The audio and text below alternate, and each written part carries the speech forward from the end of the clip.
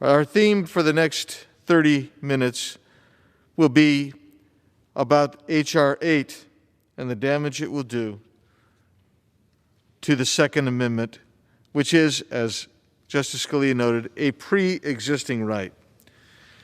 I now am pleased to yield 2 minutes to my friend from Georgia, Mr. Hice.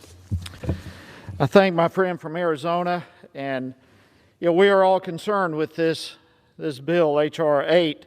And the reality is the big money donors and powerful special interest groups behind the Democratic Party, for a long time, they've sought to undermine and restrict and even eliminate the Second Amendment rights of Americans.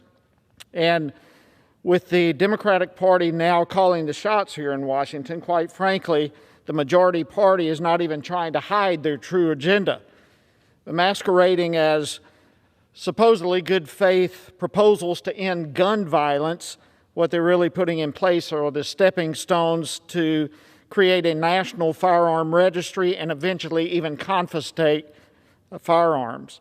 H.R. 8 is being considered later this week, and it would implement a universal background checking system. The majority claims that this is an obvious solution to gun violence, but that is simply not the case at all. Gun violence in America is complex, and so are the solutions. But the overwhelming majority of criminals would not be stopped by H.R. 8 whatsoever. In fact, the Justice Department itself, by its own data, says that 75% of criminals in prison who possessed a firearm obtained it through theft, the black market, or family and friends. Secondly, we know that the vast majority of mass shooters would have been able to pass background checks. This bill does not in any way end gun violence, but what it does do is create a national gun registry that will eventually be used against law-abiding Americans. Without a permanent database of who owns the firearms, the federal government would not be able to determine whether a private firearm transfer took place with the required background check. And so that brings us to the real aim of this bill, H.R. 8.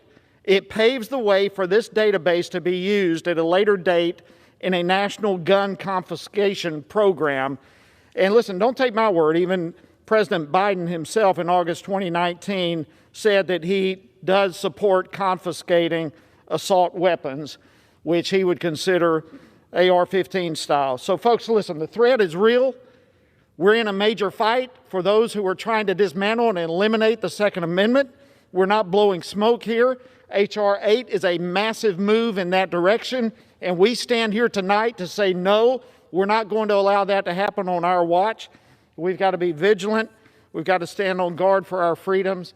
And again, I thank the gentleman, my friend from Arizona, for yielding me these couple of moments.